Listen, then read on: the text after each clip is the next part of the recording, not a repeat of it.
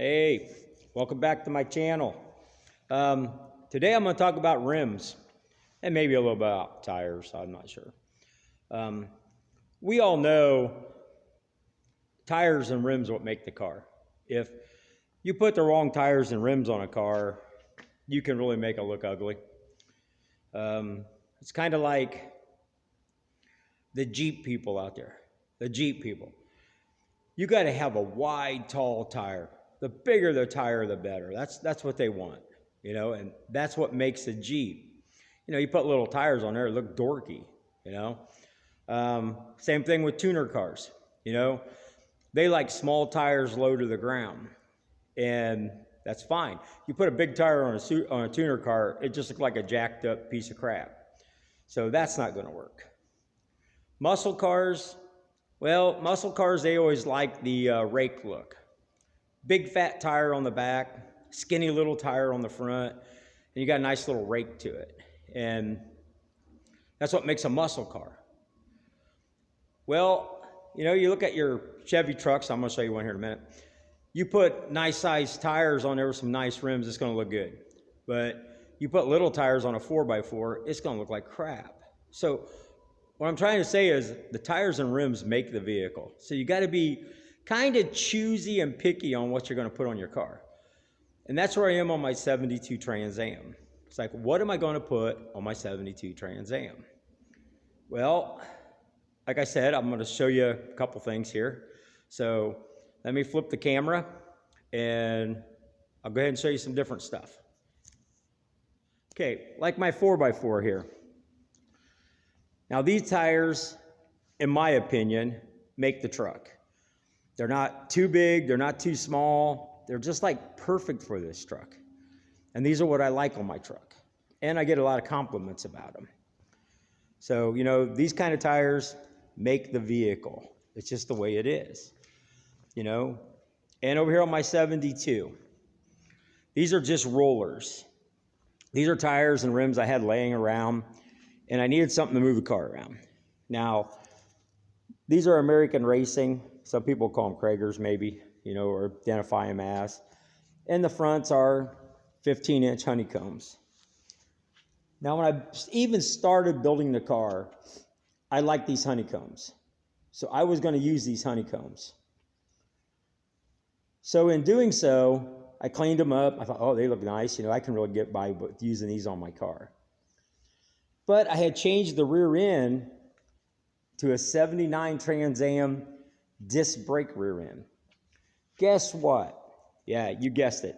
The 15-inch honeycombs won't fit on that rear end unless I use a spacer to pull it away from the caliper. It rubs the caliper. So I can't use the 15s unless I do that. And if I do decide to go with the 15s, my next thing is, yeah, I've got the rims. I don't have the beauty rings. I don't have the center caps. And I don't have the lug nuts. So I would have to purchase all that. And that's kind of like crazy money when you go to look at it. The 15-inch tires, I was told that the manufacturers are trying to phase out 15-inch tires like they did the 13s and like basically they did the 14s. So now they're trying to get rid of the 15s because they don't want to make 15s anymore because everyone's 17s, 18s up. So a 15-inch tire is actually more than a 17-inch tire. And that's crazy to me. And another thing I ran into in trying to find a 17-inch tire, if I go with 17s instead of 15s, they don't make a raised white letter 17. Anything bigger than 15, you're not going to get white raised letters. It's just the way it is. So I decided that since I really like this honeycomb look, I was going to go ahead and go with 17-inch honeycombs by year one. I like the wheel. Yeah, they're expensive, but I really like the wheel. So that was my option. And then I started thinking, will a 17 fit on this car? Will it clear everything? According to year one, it will. It will clear all Firebirds and Trans Ams from 70 to 81 with no problem. So we're going to go ahead and show you these rims that I purchased and tell you some story on the rims. It's going to be a little bit of a rant, but not a big rant. So hang on, and I'll get the camera set up, and I'll show you how these were delivered. Okay, here's the boxes they came in. And you see I unstrapped them, but you'll notice one box is missing. There's a reason for that. Now, these are delivered by FedEx. And if any of you have ever dealt with FedEx, and I have a lot, I've bought lots of heavy things that they ship through FedEx. And this is the kind of stuff that showed up. I did not open that box. That box is destroyed and had a rim sitting in it. Next box, straps. Just ripped through it. The box is beat up. It is torn up. Same with this box. It's just, you can see the straps were pushed through it. It's just destroyed. Smashed. These boxes were smashed. The third box is a lot worse than these. I mean, worse than that one. The third box was so damaged that it looks like they threw it off the back of the truck and dented the wheel. Actually bent a cast aluminum wheel. I mean, it literally looks like they just pitched it off the back of the truck. But I called the company I bought these from and told them, hey, here's pictures of these boxes before I even took the straps off. The FedEx driver, who's a pretty smart cookie, turned all the boxes so the good side was facing towards his camera, and then he backed up 25 feet at least away from him to take the picture from a distance and made the boxes look good. But if you zoomed in on his picture, you could see all the damage. And that's what the supplier did. He goes, I can see all the damage. Yeah. And then he proceeded to tell me that FedEx is terrible at heavy stuff. He said the gals and guys there that work there don't like to lift more than 20 pounds at a time. So they get irate and just throw stuff around and do not care if they damage anything. And evidently FedEx doesn't mind paying for all the damage caused because FedEx reimburses them for the damaged product, which, wow, way to go FedEx, man. You guys are great. Anytime I see something coming FedEx, I cringe because I know it's going to be damaged. They're just going to throw it off the truck. It's just the way they are. But I removed the rims from these boxes to check them out. Like I said, one was bent, and that's just amazing to me. And the other three are over here. These are how they come. They're in the box, just like that. There's no extra padding around them. There's no extra box inside of a box. Nothing like that. That's how these come. So I'm going to go set up a tripod, and I'm going to uncover these. Yes, I did cover them back up once I looked at them all. I didn't want them to get damaged just sitting out here. And I'm going to show you how they pack these and what they look like. Be back in a sec. All right, let me get down here and show you what this rim looks like. First, they got it like in a plastic bag. So take the plastic bag off from it. There you go. Then they have this plastic ring going around it to protect it, which on the other rim, it didn't. It was knocked in. Take the plastic ring on. Next, they got this, I don't know what you want to call it. I call it like a black hair mat. It's elastic, goes around the rim. Just take that off. And they have this light packing covering it next. And there is a 17-inch honeycomb. This is what I'm going to try to put on my car. As you can see, this is a very wide rim. I'm going to have to mount it on there and make sure I'm going to have clearance for this.